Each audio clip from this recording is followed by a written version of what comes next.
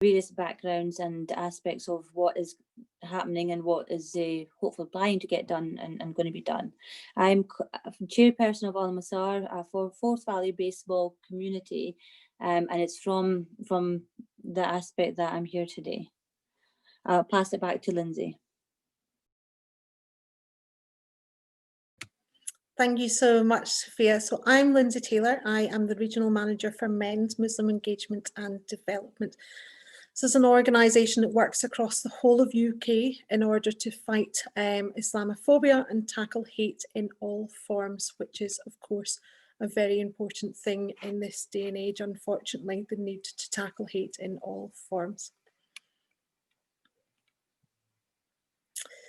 So now Sophia will introduce the purpose of the event and what it is that we're hoping to achieve as we go forward tonight.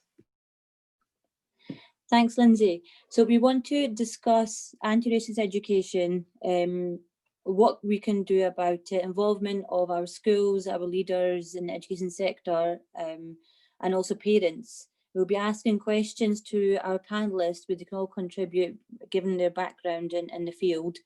And if there's any questions that the audience have, if you could just put them into the comments page, and we'll have them answered as best as we can. And I'll just give it back to Lindsay for, no, in fact, I'll just give you the first question, shall I, Lindsay? No. Lindsay, could you just introduce, I completely get this all wrong here. Lindsay, could I ask you to introduce the panellists, please? I just hand it back to you. Of course, not a problem at all. We have a lot going on this evening, so things do get a bit excited as we're going along.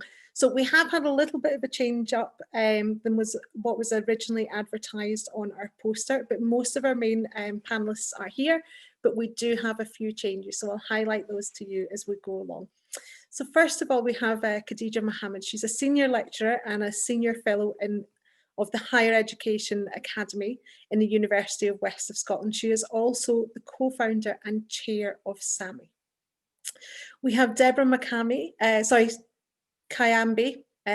We have Deborah Kayambi, who is the Freedom Walk leader and also a human rights campaigner. She is a leading human rights solicitor in Scotland and is the first African woman to have her portrait hung in the Royal Society.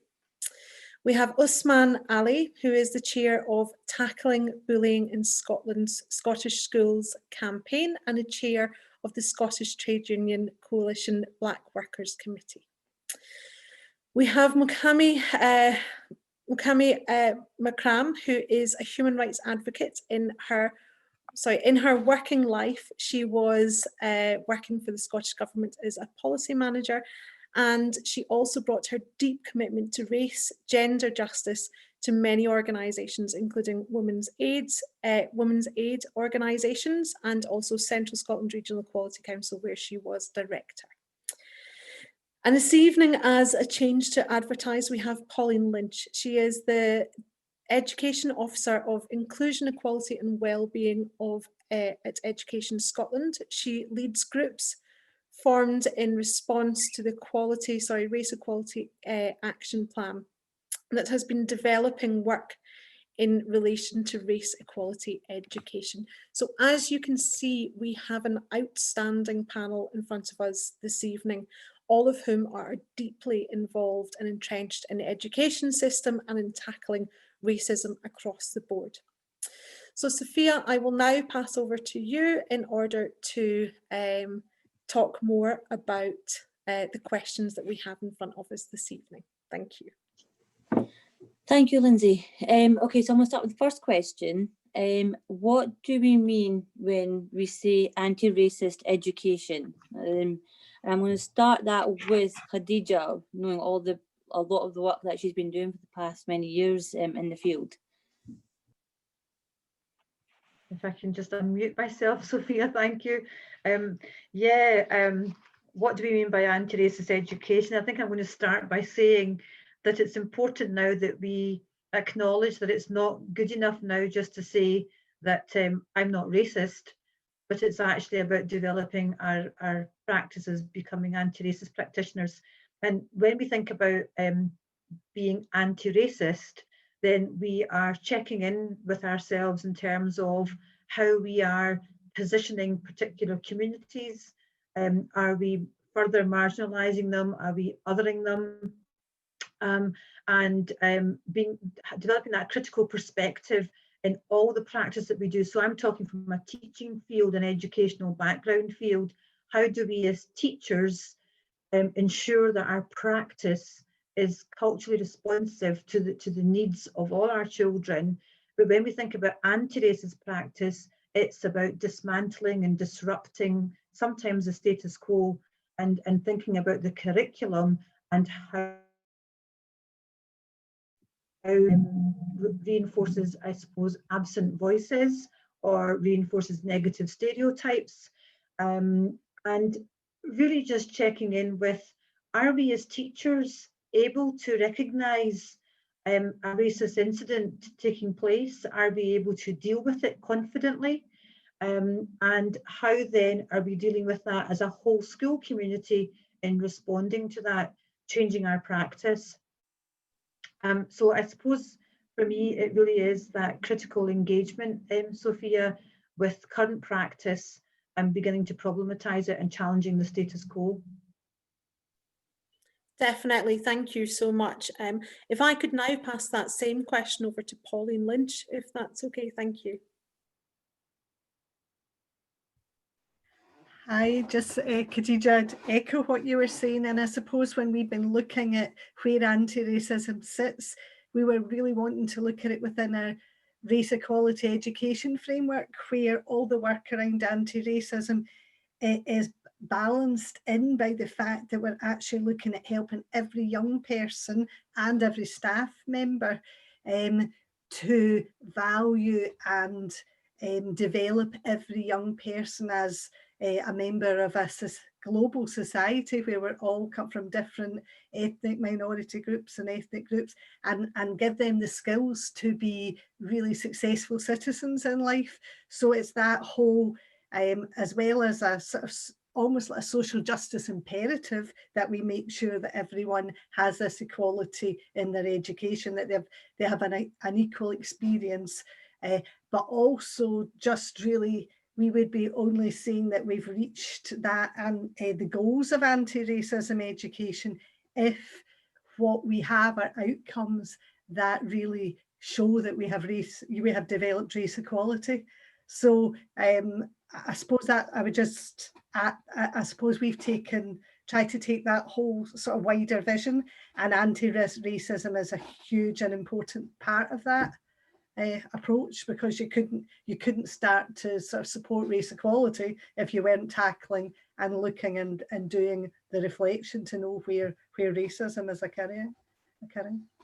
Definitely, yeah, completely agree with you there, and it's good to hear you both coming from the same kind of page in the same direction. Deborah, could I pass that question over to you as well, please? I'm really glad that the others touch in the basis of the education, which is very important. I think the whole basis of our community is the fact that the education we're giving to our children determine what society we become. You know, when we concentrate on this anti-racist education, it's very important that we understand that as citizens, we have to get the equal education in which that push us to be respectful to each other.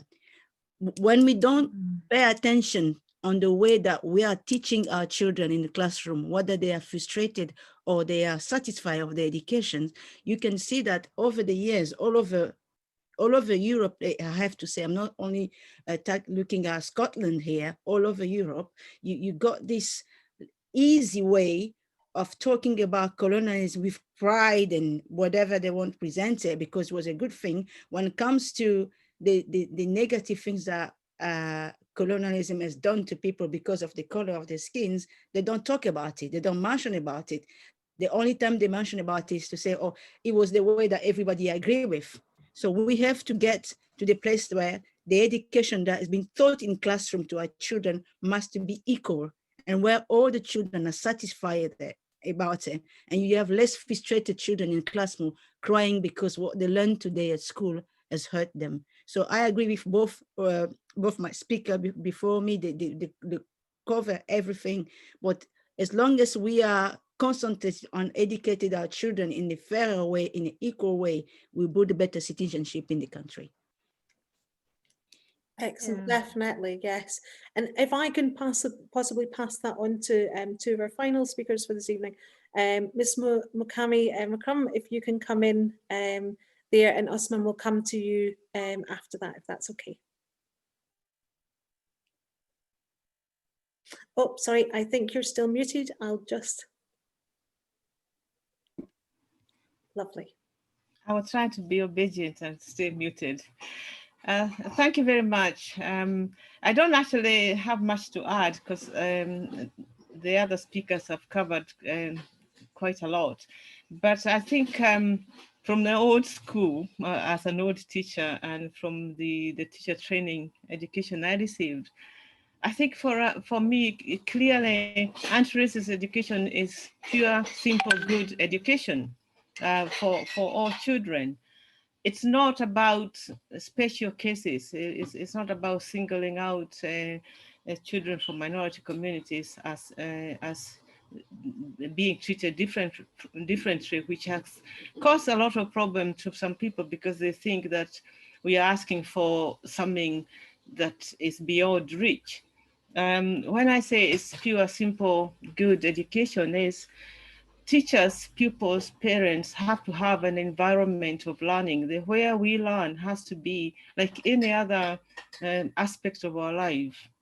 To thrive, to be successful, to become a good citizen, the conditions, the preconditions of your learning must cover all the issues that, all the barriers that affect your learning. And that is what anti-racist education should be doing. I think there's been a lot of literature, people like Paulo Freire on pedagogy of education, and quite clearly outlined how education changes society and community. So it's much more than just having workshops at the weekend to say, this is what people eat from different communities. These are the clothes they wear. These are habits and the cultures. Well, that is really good and very interesting. But if you're going to do that, you need to do it for everybody, not for special, not for singling some people to make it exotic. When you only say it's for minority communities, we're having this multicultural weekend, then actually you're doing more harm because you are instilling in the minds of other people that is a superior culture and an inferior culture. We need to learn about the inferior one. And that completely changes everything.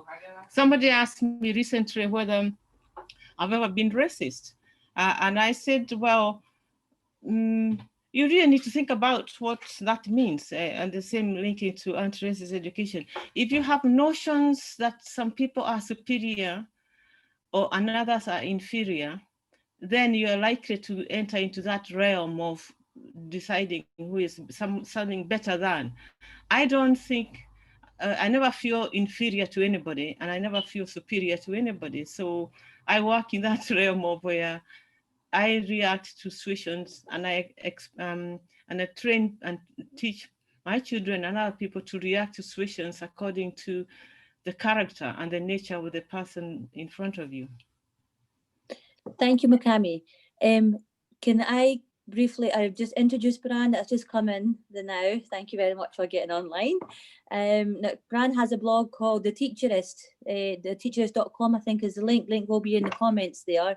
And he talks quite a lot about decolonizing, I can never pronounce that word, the curriculum. Bran, just quite briefly, what is anti-racist education to you? Firstly, apologies, I've just jumped in late. But I'd like to echo what Mukami said there, that education, we've got to look at the purpose of what education is, and we look at Freire and we look at the systems. Education is about creating a person, a whole person who can democratically exist and make change. And when we bring in the anti-racism, we need to talk about the definitions of what racism is. Racism is systemic, and it is power plus privilege. So it has to be changing the systems that we have all been brought up into and inculcated into. So anti-racist anti-racist education is about moving from where we are to something completely new. And I'm not saying the whole system, but from our hegemonic, our habitus, the way we do things, our modus operandi, we have to move from the way we think things, the language we use, to something completely new. And the way we do that is through deconstructing the lens that we all have. It's like taking the glasses off and remembering to put new glasses on every single day, because what happens is society puts those glasses back on you every single day. I could say I'm decolonizing the curriculum, or I'm going to have a Black History Month, or I'm going to have a weekend away for diversity, or whatever. But then as soon as you go back, society tells us that certain groups are superior than others. And I'd echo that. And no matter what is said, if it's shown and what you see, and it's seen in millions of different examples, then what ends up happening is that ends up being internalized and becoming an association. So anti-racism education is primarily about moving the epistemological, or the way we gather knowledge, viewpoint and lens of people towards a fairer lens. Thank you very much, Bran. Lastly, I'm going to go over to Osman before I get to the next question. Thank you very much. I guess for me, anti-racist education involves three key components. Firstly, is we must understand what we're talking about, the issues that we're trying to address, or the people who are involved, or we're talking about as well. So that understanding is essential. Secondly, we need to be clear about involving the whole school community. Khadija spoke earlier about that term, whole school community.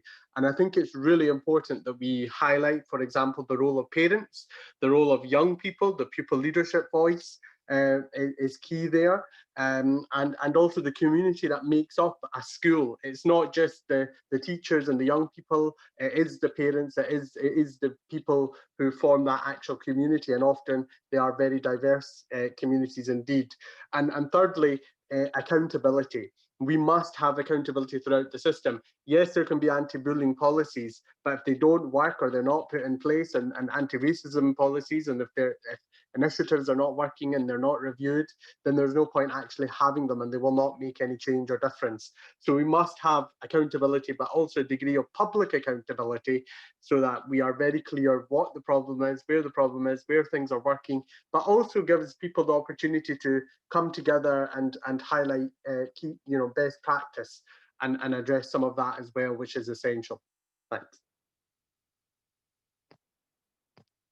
Yeah, definitely. And what's really coming across here from our panelists is that it needs to be a whole conversation and a whole system. It's not just about a little bit of education. It's not just about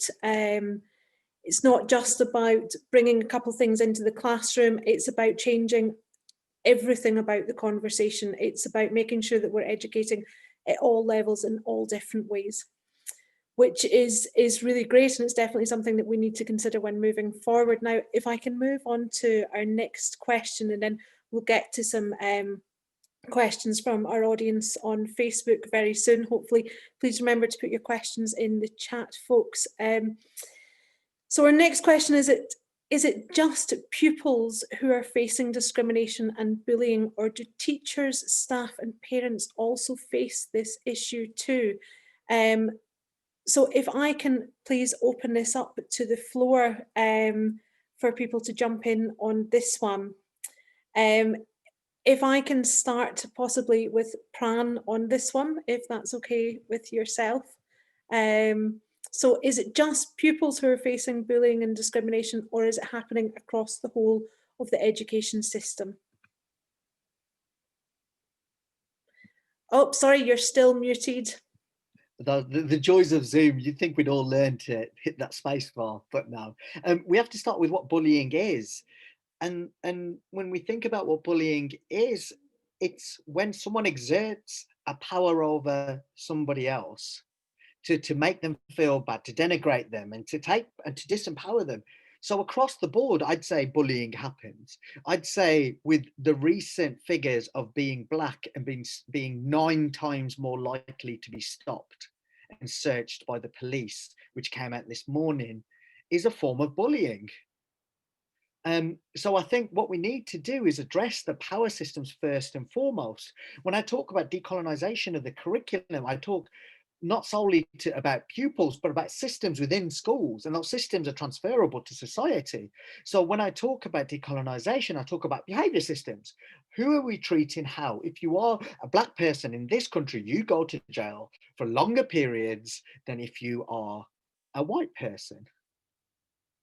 If you have a Muslim sounding name, you have to apply for 80% more jobs to get an interview with the same credentials. Again, disproportionate COVID deaths. Now that's a form of bullying, but bringing this all the way back to education, we know without a doubt the NASUWT last year had at their Black members conference, did a survey about microaggressions, and over 50% of them said they had experienced microaggressions every single day. And 36% of them said it's getting worse. Equally, I was reading a study that happened in Glasgow, I think it was, about Scottish educators and how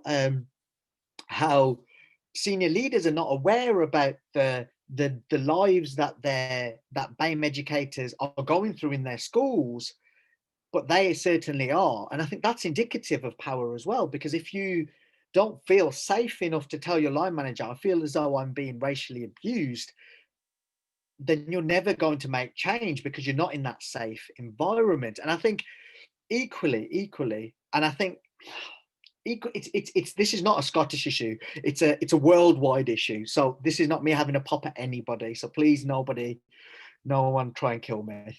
But equally, I think we have to create a system of safety. And I think with staff, we have to be really, really, really careful. I think it's so important because in Gershon et al. In the United States, if you have one Black teacher by grade 3, you are 13% more likely to go to university. If you had 2, that goes up to over a third. So representation really does matter. And for that to matter, to break down the stereotypes of what we are, people need to see people of color in these spaces. And that's the only way we break anything down. So when it comes to bullying, absolutely, I think it's a societal issue. And I think what happens is as soon as we leave school, we walk into society, we think bullying doesn't happen. I mean, and I'd be remiss if I didn't say we have world leaders at the moment who are the epitome of bullies, the absolute epitome. So looking up at what is successful, I think we have to be really, really, really on the other side. We have to rebalance the scales. Sorry, that was me going off on a rant. No, thank you so much. And I think you're definitely right in so much of what you're saying there.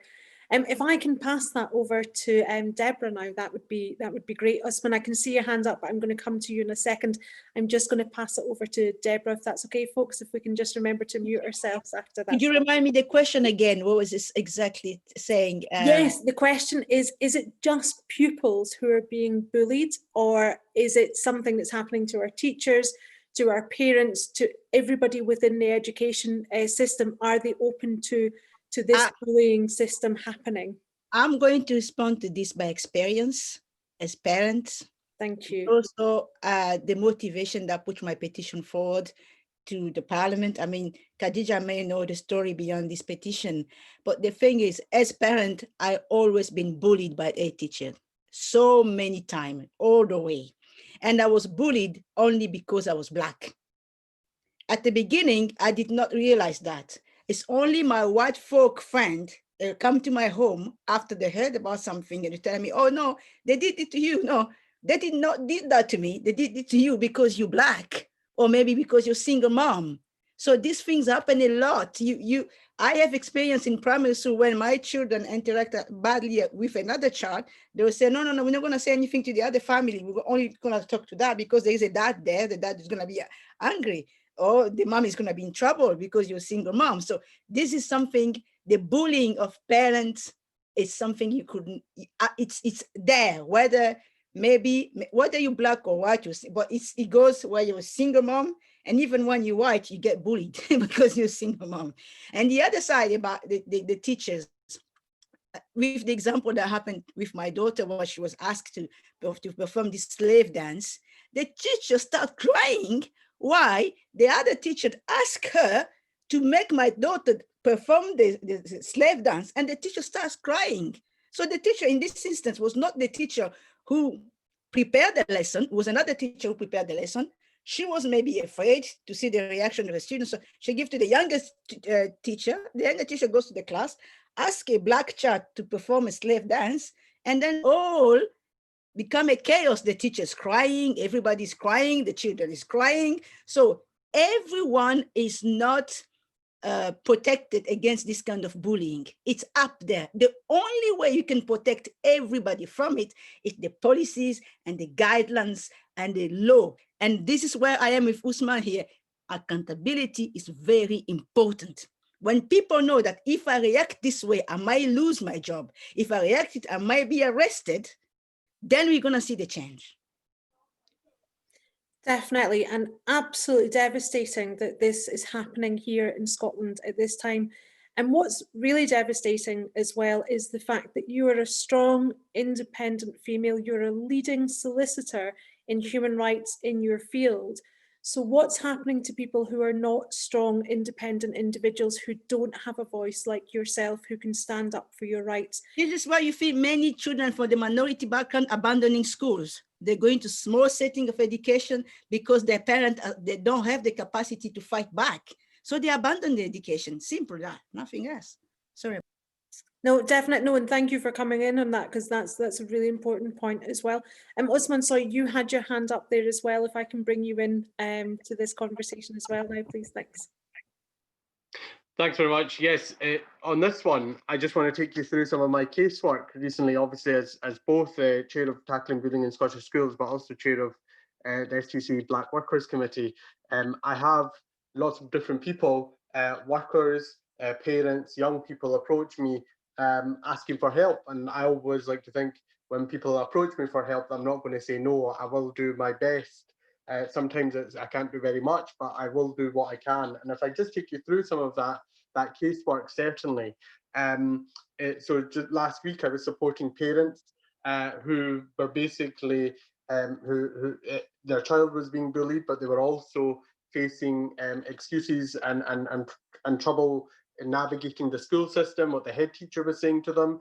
There was also some inaccurate information that Police Scotland, the campus officer, was putting out. So we had to go to Police Scotland to try and address some of that. Today, I've been supporting some people in terms of the workplace, a teacher in particular, and trying to get them some redress and bring in people like the Fair Work Convention to try and help them with that one. And just tomorrow, I'll be speaking to another charity that does good work on anti-bullying, newly set up, but certainly are wanting to really take forward that what I was saying about the recording and reporting. And just what we were hearing from Deborah, that accountability is important. You know, 10 years ago, I produced this report which tells me how bullying and racism is being tackled in every one of Scotland's 32 local authorities.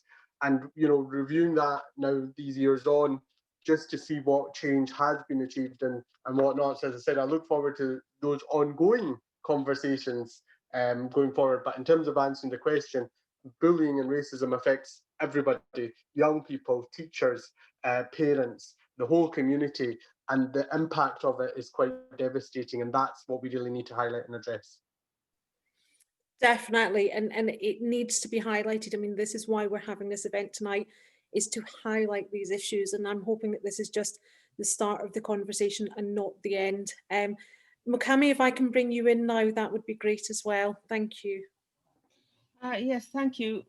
One thing which we must not forget is schools education, they do not exist outside in a separate silo. They are part of the society, and the racism people experience, whether it's in a shops, in hospitals, wherever it is, people feel it in their own way, in their own context, and react to it different. If you think if like nurses and doctors can be bullied when they're treating people who are ill, that says it all. The question whether pupils, whether it's pupils or teachers, in a school environment, I'm not there at the moment, but my children, when they were in school, and I feel really sad when I hear people like Deborah speaking about their experience now, because it seemed to me, in spite of all the reports and the statistics and strategies, we are not there yet. We are still far from getting there. Yes, some things have changed, but we still had, my time, parents who couldn't even afford it to work 3 jobs to take their children to private school, because at least there, when you pay for something, you feel somebody is going to listen to you.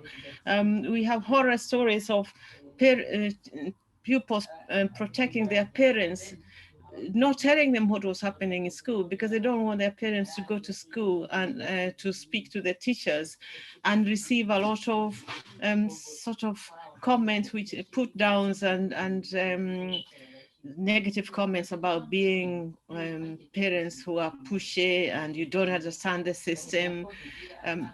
You know, as a teacher, I was surprised to be in a meeting with people, and they looked at me, somebody looked at me and said, of course you won't understand what we're talking about. And fortunately, I've brought up, well, I couldn't swear. I had a few choice words I wanted to tell that person. How on earth this woman decided I could not understand what they were talking about was beyond me. Okay, I was a parent then, so she didn't know that I was also a teacher. And so what I'm trying to say is that education, pupils, teachers, parents live in a society which is fundamentally racist, where issues that we raise are always seen through the lens, I think it's Pran who said, the lens of racism. Regardless of who you are or what you present, the first thing they see is your color or the way you are dressed or your name. And those things place you somewhere. And it becomes really hard because you're the one who has to fight to come out of that place where they have placed you.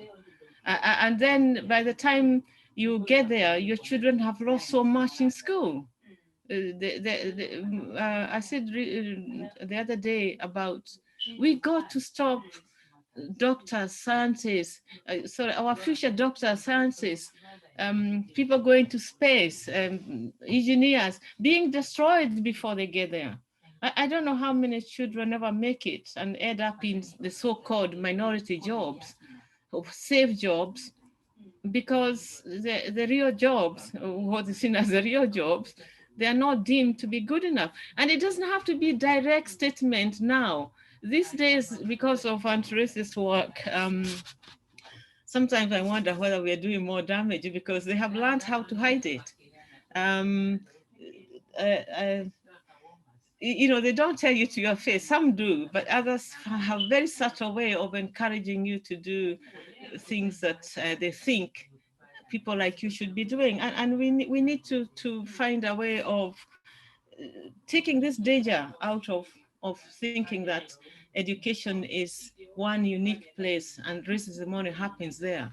It's connected with everything else. No, definitely, and thank you so much for that. If we can now go to Khadija, then that would be lovely. Thank you. Thank you, Lindsay. And just picking back up on some of the points that have already been really well made. I want to go back to, I have this real issue. I argue that we've got, if we talk about bullying, and oftentimes folk will talk about racist bullying, but I want to see a distinction. I think I see bullying separate from racism.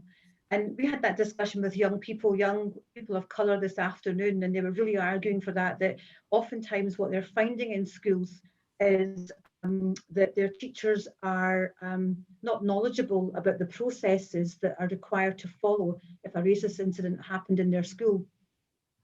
In fact, Intercultural Youth Scotland did a study, and young people, 51.3% strongly disagreed that their teachers actually knew what to do.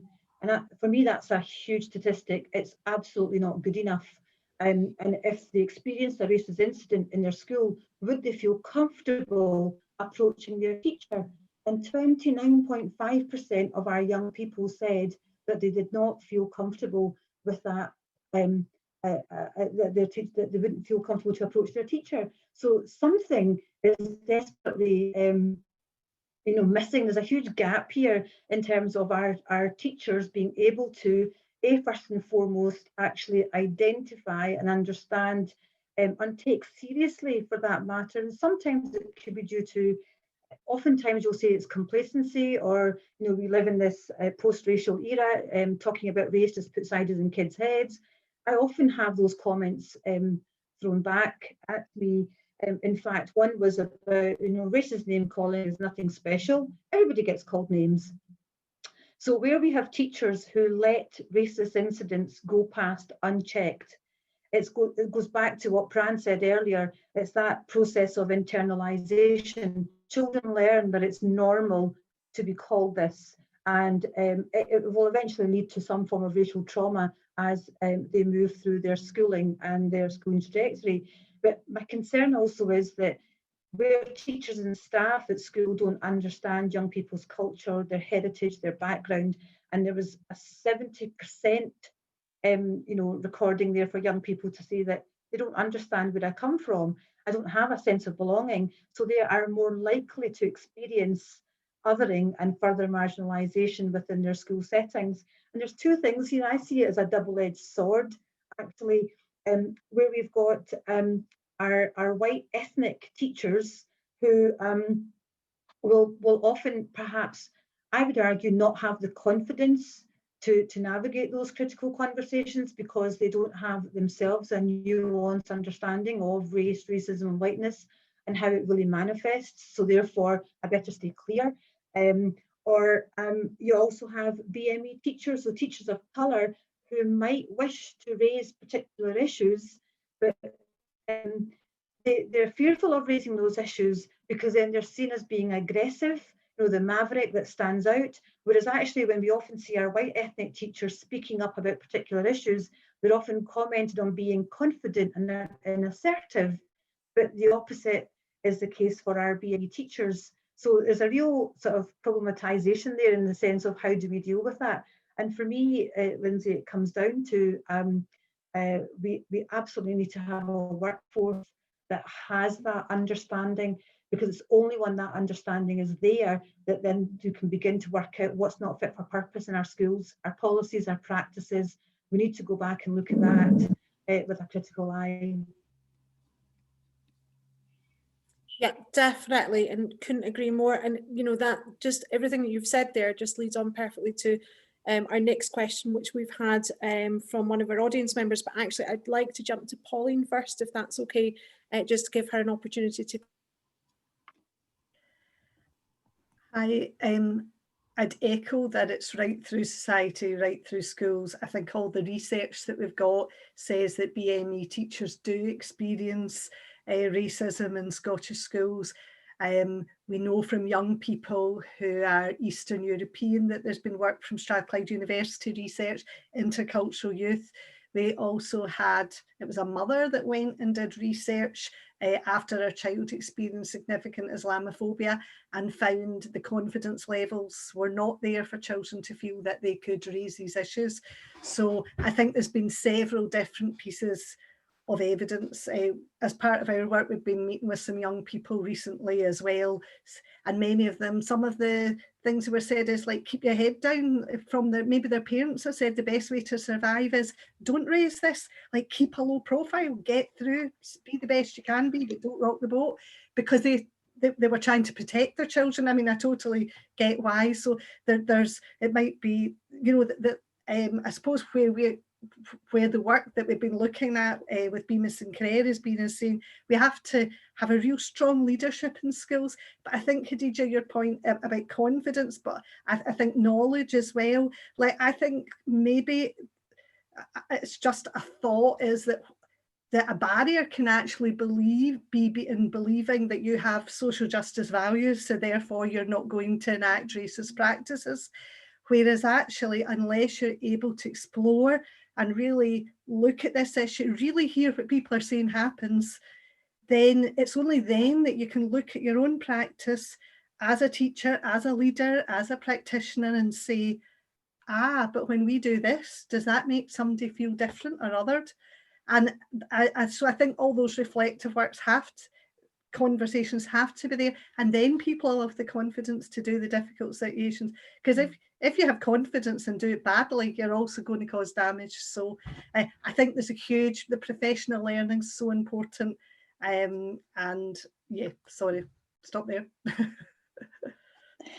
Thank you. So I'm just going to read it, and it is for yourself, Pauline. The next question from one of the viewers, Hannah Mel, has asked, she would like to know what has been done by Education Scotland to tackle racism. And she said, I don't see any of it trickling down to councils and schools. And yeah, I'll let you start with that one. Okay. There are various different areas going on at the moment. One of them is through professional learning, and probably I know Khadija's been in partnership with people and may be able to say more about that. But there has been a commitment to start to say, how do we put anti-racist education into like our leadership programs, all these areas. The area that I'm involved in, actually, I was part of a group that was brought together by Scottish Government. So it was Education Scotland were part of it. And we were asked to look at resources that would help build race equality, reduce anti-racism. So we had teacher leaders from schools where they had a multi-ethnic background, BME staff. We had key charities like Bemis and Clare. And we did different surveys and looked at different materials that were there. But see, when we were having the much deeper conversations, people were saying there is a curriculum there. There are plenty of opportunities in the curriculum for excellence to have the conversations to really do it. But we need people that are empowered and get it. But also, it's not like another set of resources that we want on a shelf. We actually have to help people understand the key principles that work for anti-racism, because there is research and evidence about what increases prejudice and what reduces prejudice. So we need to use the evidence base, and we need to show how the curriculum for excellence can be applied if we do it. Pram, the way you talked about putting the right putting the lens on so you can use that. So at that point, we actually wrote back to Scottish Government saying, in a way, the task that we had isn't the right task. We know what needs to be done. We need a set of principles, and we need case studies, and we need to show people that. So a subgroup, which was the Coalition for Racial Equality, Bemis, and Education Scotland, we started working away, asking different people for case examples, started to look at parental engagement case examples. Where had people been empowered as parents to have a really healthy engagement with their school? Where have people worked on their curriculum so that diversity isn't something that's sort of celebrated as a lovely thing, but actually is normalised? And we show diversity in our literature. So that was another area. So I suppose if you say, so what have we done? Where have we got to? This group has worked, and now that work is now out for consultation, where what we're doing is we're saying, what are the key things we want people to know about? What is race? What is racism? What's the story in Scotland today? Are we doing really great? Because look at all those exam results. No, actually, let's look at what are young people's experiences. So we put all the research together. We've said, what's the card? Like, you might be going out with really good results, but are you coming out with the degree that you should get? Are you coming out with the job that you should get, etc., etc.? So we've done a sort of almost like a report card for Scotland. Then the second part then is saying, so what will a school look like if there's race equality education? And we've talked about, it's about leadership, it's about how the profession is represented by all sections, all ethnicities. We've looked at things like global citizenship being channels and routes, children's rights. One of our case examples is a school. They weren't naming race equality education, but everything that they did around children's rights started to enable children to like call out their rights and also try and protect the rights of others through those conversations that were daily. They weren't a nice lesson on anti-racism, they were an embedded approach. Sorry, some of the other areas that we're looking at, linguistic diversity is the other one that we've captured, where we've said, is one language valued more than the other? Is it a European language versus a heritage language? So we're trying to say, actually, there's lots and lots of strands here that if your school's really embodying race equality education, this is what you would be looking for, this is what you would see. Now, the second part of that that's been really very, very intensely done in the last 2 or 3 months is looking at aspects of the curriculum and asking curriculum specialists to show and give examples of opportunities in the curriculum where race equality can be embedded. Within science, where are there opportunities? Within the arts, and we're getting different subject experts now looking at that, and those that's going out within the next month to then specialists in race equality education to see where are our gaps, what's missing, and that will then be made available more widely. At the moment, the other thing that we have that is accessible, and I sent a link, but I don't know if I was a wee bit late, I sent it just before, about half an hour before we started to Sophia, yeah. And it's just a signposting. It's called a Wakelet, but basically it's lots of different things that might be useful. So for example, it takes prejudice-based bullying and hate crime and says what it is, what are your, what are the processes, what needs to happen, and then it takes other examples like global citizenship, different ones, and starts to group what we already know together, so that someone that wanting to develop and look at these areas maybe has things gathered together. But yeah, would we have wanted that all done and ready a long time ago? But the feedback that we're getting at the moment, we've met with quite a few young people's groups, and we have passed it out to different teaching professionals, and we'll pull the feedback really, so that what we have is progressive. But instead of having it on a sort of document, it's about, we will sit these things within a website, so that we've already got permission for some key people that I think someone from the SAME group, for example, that looked at diversity in the English literature. How would you do that in your classroom? All these video slips, we're starting to get agreement that they can go up, so that practitioners that are just wanting to get on with it can go and start to look at ideas and get that passion for thinking, I could do that in my classroom. But I think that's alongside to that deeper work where you're really beginning to become conscious of where you might yourself be contributing to racism. So I think it needs both, Definitely, and thank you so much for that. You're so right, and it's great to see the amount of work that is going on. But if I can open that up to the rest of the panel through a question, talking about what we're discussing, but also adding in what is best practice. Now, I'm aware that we're running quite late on time, but if it's okay with everyone, we are going to run over just ever so slightly because we started slightly late. But yeah, if I could start with Mokami, please, talking about the question that we were asking, but also bringing in what is best practice. Thank you. Yeah, thank you.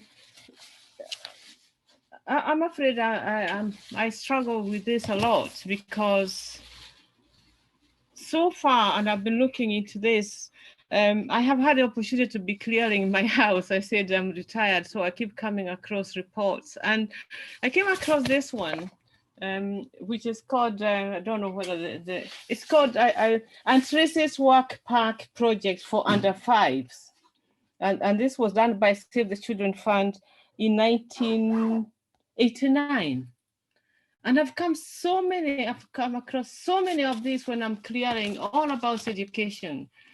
before 1996, the breakup of the local authorities, every region has its policies on anti-racist education.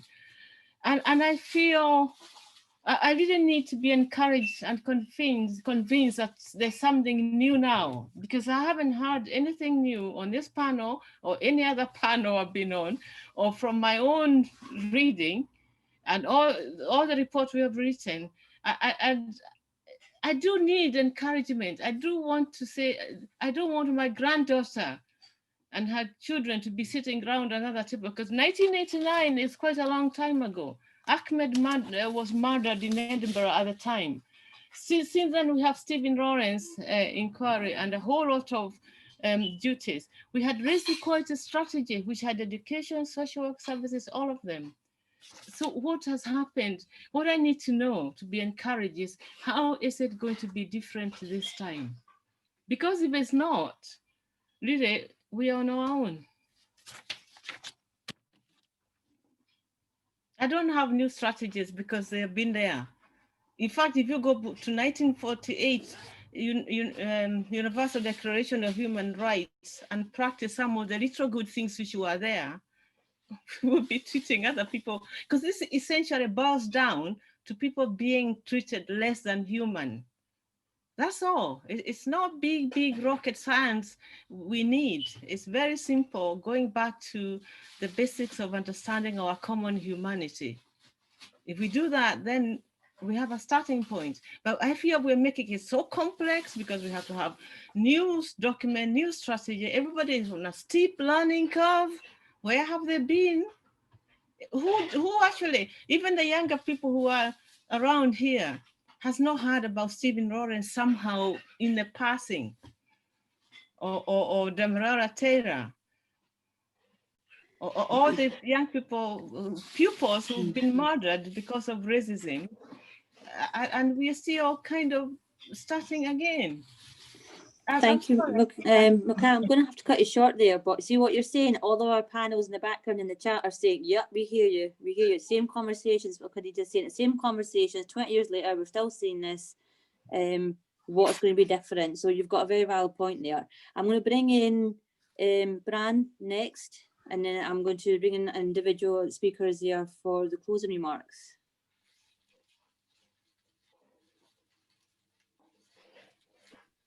Yeah, I did that again. Bit of cognitive dissonance there. But I mean, the first thing I would say is, if you're interested in any of this, head over to the Teacherist, so head over to decolonizethecurriculum.com and have a look at the equity articles there. There's a plethora of different things you can start reading and raising your consciousness around this issue. The real big thing here is best practice. It doesn't really exist because we're so far behind, because the status quo returns all of us back to that racial equilibrium. We all buy into what Mills calls the racial contract, in which you have the commodification of bodies, of lands, of people of color, and white people are allowed to do that commodification in the whole. Now, to break that down, what we need to do is to look at, and what I mean by great practice, I mean, I've worked with schools in Edinburgh actually, and what we do is we look at under-assessment in pupils of colour. We look at behaviour points. I'm working with a school at the moment in London, and we look at Black African girls are more likely, disproportionately likely, to get defiance sanctions. So, and there are little things you can do, and I mean, a really easy one there is when you're typing into Sims or your management system, or how you record your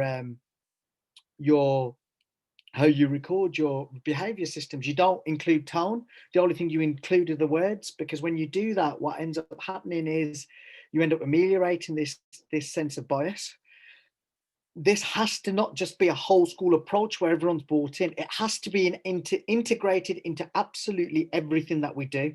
And you have to have someone like me or someone in your organization who's going to hold you to account. On the 1st of July, 2000 and God, this is it, 7, I think it is, the smoking ban came into existence. Before 2007, we had, everybody knew passive smoking was terrible. Everybody knew that we shouldn't be smoking at this point. nothing changed. The culture didn't change. But when we introduced a sanction, things started to change. Now, if I was to smoke in a restaurant now, even the smokers in the room will tell me to put it out. So I understand the whole idea of bringing the culture up, but equally you need to be held to account. Any leadership model is about accountability and redress. We need to be held to account because we have a moral duty to be different for the next generation. I'm going to bring in Osman. Oh, Deborah had her hand up there. Did you want to speak, Deborah? Oh, you're on mute. Yeah, I just wanted to come quickly in this good practice.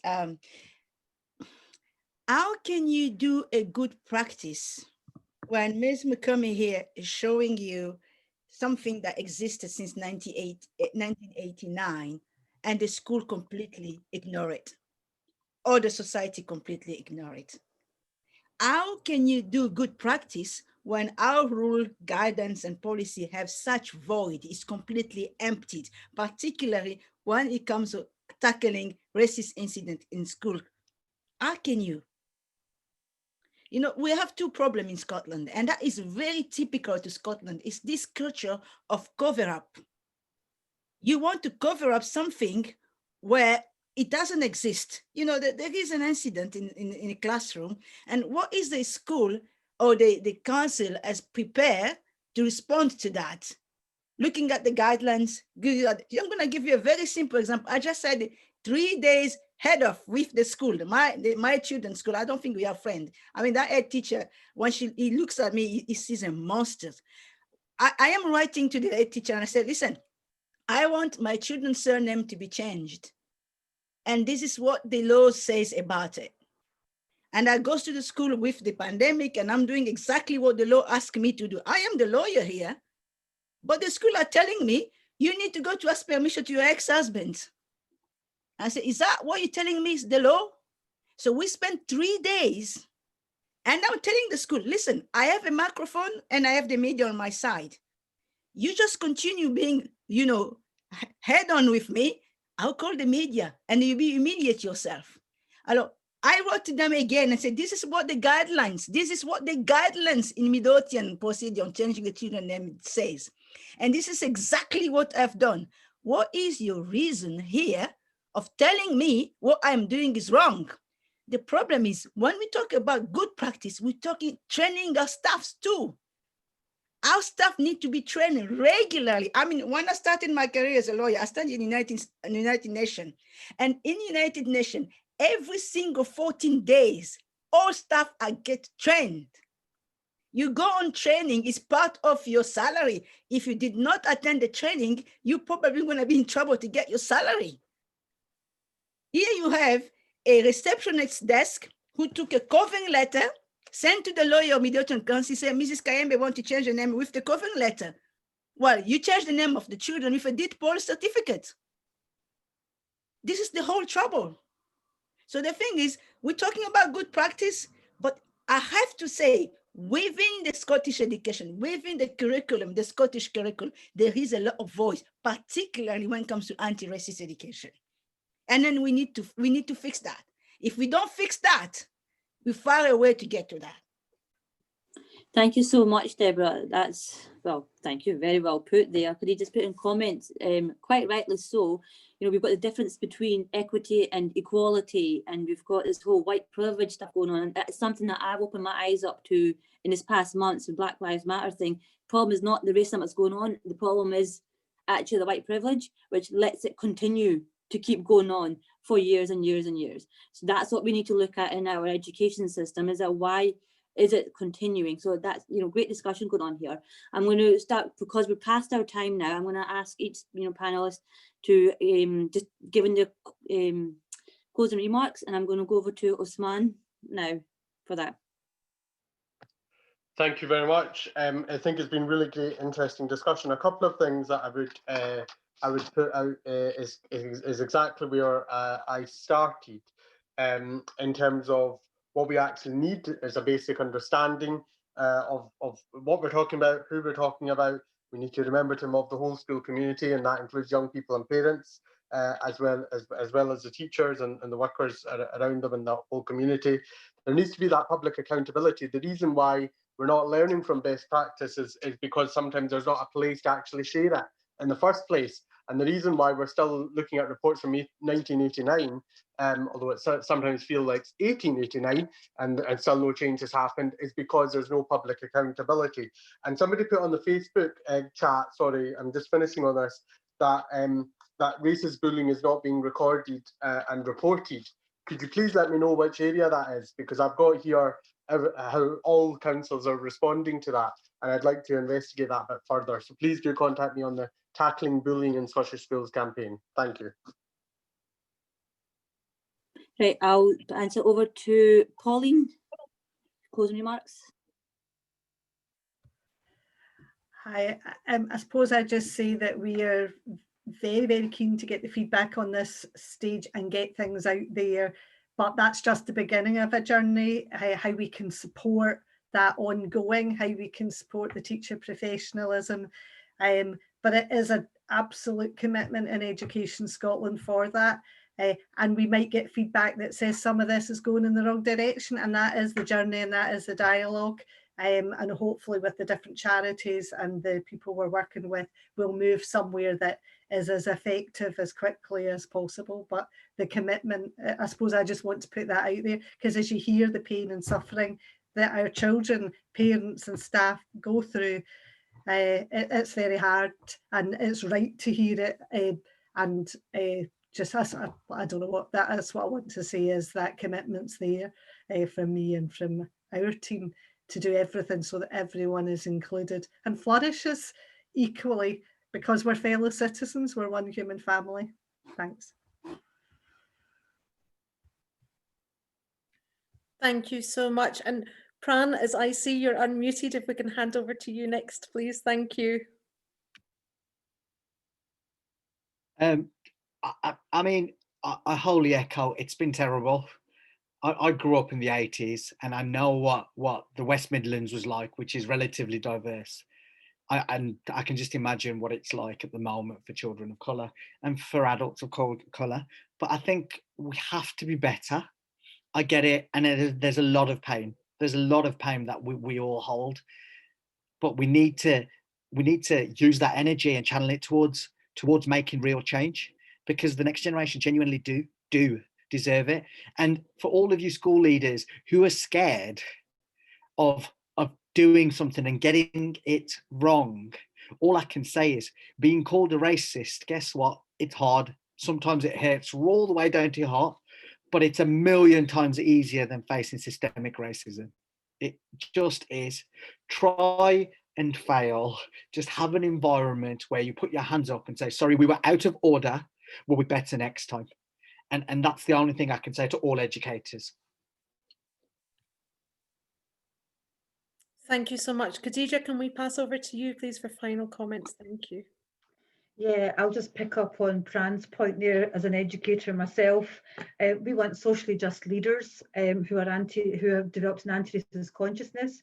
But you know, it's any conversations around race invoke a sense of uncomfortableness. And we just want to ask our leaders in schools, our teachers in schools, to lean into that discomfort. And it's okay, but lean into that discomfort, and honestly, you'll move beyond that. And you will make mistakes, as Pran has said, and we learn from our mistakes. We tell young people that all the time. But it's about developing that effective white allyship so that we can actually begin to look at our policies and our practices within schools and make them fit for purpose. And I'll leave it at that.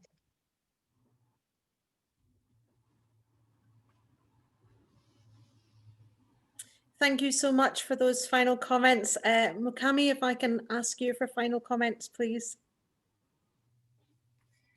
Yeah, I know I express my frustration, but I also believe in hope. And but I think alongside the work which is being done now, we need to encourage people to do it. But I think those of us from the communities are subject to bullying or racism or any other nasties. We need to do work with our children because we can't afford to wait for quite a long time. And I'm not asking for separatism. I don't believe in that. What I'm asking for is we need to put oxygen mask on ourselves as well before we help others. And I also feel it should not be put upon us as having responsibility to teach the whole world, the whole society about really humanity, because we are all of us. I would hate anymore. I wouldn't like white children going to Africa and experience racism because they are minority. That is not what we are asking for. We are asking for a better world, which we can actually achieve. There are countries where racism exists, but it's not as hostile as we see it here. And also, we need to change this culture of accepting that people can get away with whatever they say, either because they are celebrities, because they are leaders, because they are important people. We know how much abuse and child abuse has went on for a long time because people could not raise an issue among the so-called important people. It's the same with racism. Everybody has to be on the same level, regardless of whether it's a prime minister or a cleaner in the school, in terms of accountability. And we really need to bring people, we need to go back to time when prosecution existed, because the reason people get away with it now is because nothing's going to happen to them.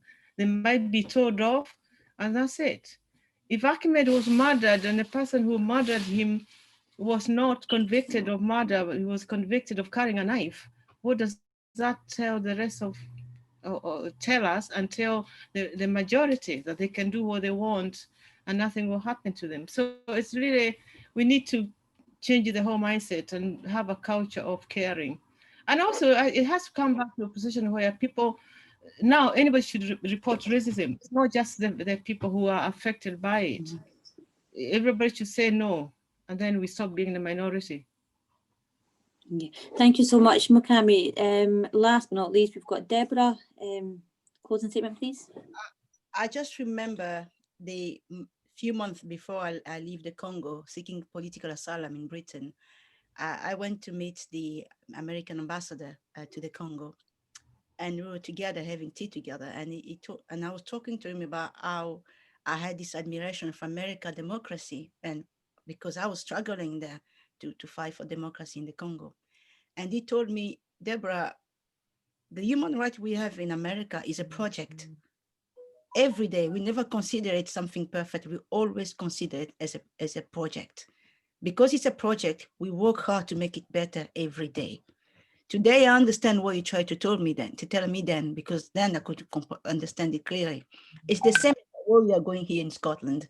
Here in Scotland, we have a racism. It's embedded in our system. It is there. If we deny it, we lie to ourselves. But we are not perfect. And then we have to join our hands together, work hard to make this nation better, because there is a door up there. There are people up there who are in the thirst to see that change happen. It's going to happen with all the quality each Pran have, Khadija have, Usman have, Pauline has, all our skills together. This is the only way we can win this. There's no other way. Thank you. Thank you very much, Deborah. So there's lots of thinking, reading, talking still to happen offline between workplace spaces and education, government level, leadership level. Lots of things still to get done. I just want to say thank you so much to everybody for coming along with precious time. This was just an idea that I had last month, and then you guys just made it happen because you just jumped on, because we are all so invested in the same cause. And I'm so privileged to the fact that we're able to deliver this in Scotland, and hopefully beyond Scotland as well. As Brian said, it's not a Scottish problem. I hope people can follow our lead and say, actually, no, we're calling it out and we're doing something about it. So thank you so much for being so vocal and investing so much time and energy into this. And I'll pass it to Lindsay now. From Al-Masar and also MEND, we'd like to thank all our panelists for being here this evening. Without you, it would not be the event that it has been. We've had a lot of viewers on Facebook over both platforms, and I know that that will just pick up and pick up over the next couple of days as people tune into the video. I really hope that this is not the middle of the conversation, as many of the panel have highlighted tonight. This is a conversation that's been going on for a long time. I hope this isn't just the middle of the conversation. I hope this helps to bring about real change, and that we can all come together and work together on that change as a united front, because that's what it's going to take. As many people have highlighted today, it's not really about racism, it's about white privilege. It's about the fact that white privilege has been allowed to carry on throughout our education systems and all of our systems for a really long time, and that needs to be addressed. So it means that all of us coming together, no matter what race, what culture, what background, standing up and saying it's enough now and we need to do something about this and we need to come together. Human rights should not be a small project on the sidelines. It should be ingrained in our everyday life and actions. It should be something that we do without even thinking about, celebrating, working within and coming together within human rights in all forms. I'd like to thank everybody so much for tuning in this evening, for being part of our panel, for being here with us, because truly without such an amazing panel and without such amazing speakers, it would not be the event it is tonight. So thank you so much for giving your time. Thank you.